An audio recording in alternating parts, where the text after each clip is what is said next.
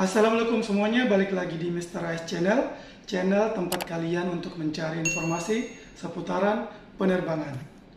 Baik teman-teman, untuk video kali ini kita akan membahas masalah-masalah yang timbul setelah diberlakukannya bebas karantina dari pelaku perjalanan luar negeri. Apa saja, ditonton videonya sampai akhir. Jadi untuk permasalahan yang pertama yaitu datang dari curhatan bekas penumpang luar negeri. Beliau curhat di media sosialnya bahwa mengatakan jangan melakukan registrasi email di bandara karena dia telah membayar sejumlah uang 350.000. Padahal dia merasa bahwa barang yang dia miliki itu tidak sampai 7 juta kalau dirupiahkan. Nah, setelah berita itu banyak teman-teman yang menyelidiki karena penumpang tersebut juga mencantumkan bekas pembayaran seperti kwitansi di media sosialnya. Setelah diselidiki, ternyata itu tidak resmi. Jadi penumpang tersebut telah melakukan registrasi bukan di tempat resmi di bandara. Jadi untuk pelajaran buat teman-teman semuanya, hati-hati untuk masalah ini. Jangan sampai terulang kembali kejadian tersebut.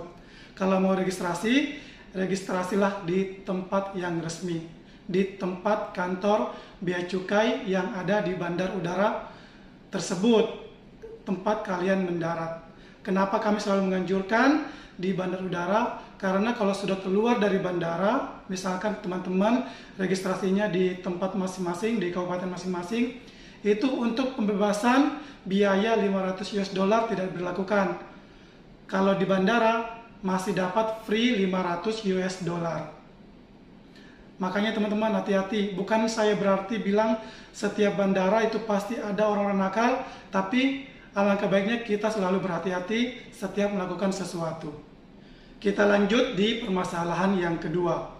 Baru-baru ini ada seorang penumpang yang melapor ke kami bahwa pelaksanaan di PCR, pemeriksaan tes PCR yang di atas itu kelihatannya ada kecurangan.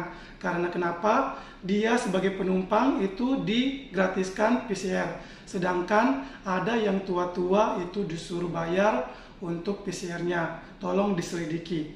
Mendengar informasi tersebut, kita langsung cepat naik ke atas untuk konfirmasi, dan ternyata bapak yang tadi itu salah paham, padahal sudah ngomong ke sana kemari, tapi beliaunya tidak mencari tahu dulu kenapa bapak tersebut diminta untuk membayar sejumlah uang untuk biaya PCR-nya.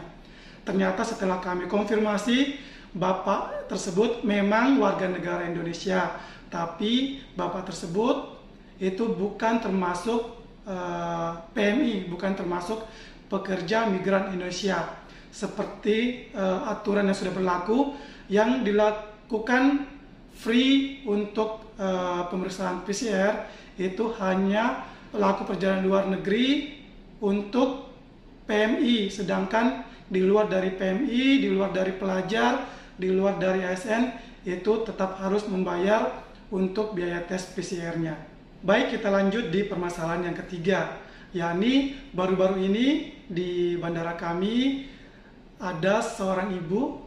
Ibu tersebut adalah pekerja migran Indonesia dari luar negeri, merasa kecewa karena sebelum terbang ibu tersebut telah mendengar berita bahwa untuk vaksin 2 kali bagi PPLN itu sudah bebas karantina.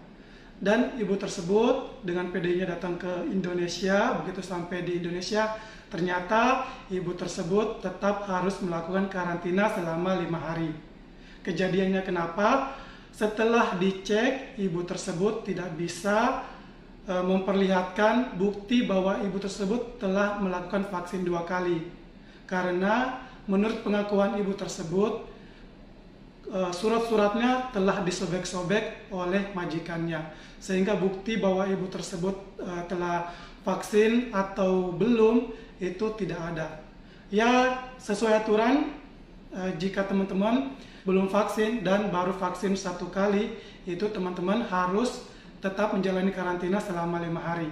Bukannya kita tidak mematuhi aturan yang ada, cuma beliau ini, ibu tersebut, tidak bisa menunjukkan bukti bahwa ibu tersebut sudah vaksin 2 apa tidak. Makanya diambil kepastian, ibu ini harus tetap karantina selama 5 hari. Baik teman-teman, kita lanjut yang di keempat. Keempat ini saya pikir bukan permasalahan, cuma ini adalah masukan buat teman-teman semuanya yang pada saat tiba di Bandar Udara Internasional Juanda dijemput oleh keluarga. Karena banyak kejadian penjemputnya tidak jemput sesuai tempat kalian untuk datang. Misalkan teman-teman datang dari luar negeri, penjemputnya malah jemputnya di domestik di Terminal 1.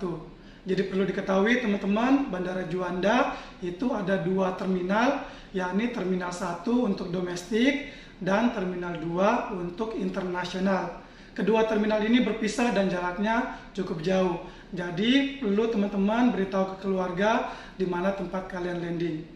Jikalau teman-teman dari luar negeri langsung menuju ke Indonesia melalui Bandar Udara Internasional Juanda, otomatis teman-teman datangnya di Terminal 2. Jadi jemputnya di Terminal 2, bukan di Terminal 1. Tapi kalau teman-teman dari luar negeri, terus transit di Jakarta, terus Jakarta ke Juanda, otomatis dijemputnya di Terminal 1. Karena teman-teman sudah datang ke Indonesia itu sudah melalui di domestik Jakarta, lalu menuju ke Juanda. Bukan jemputnya di Terminal 2. Jadi gitu ya teman-teman ya.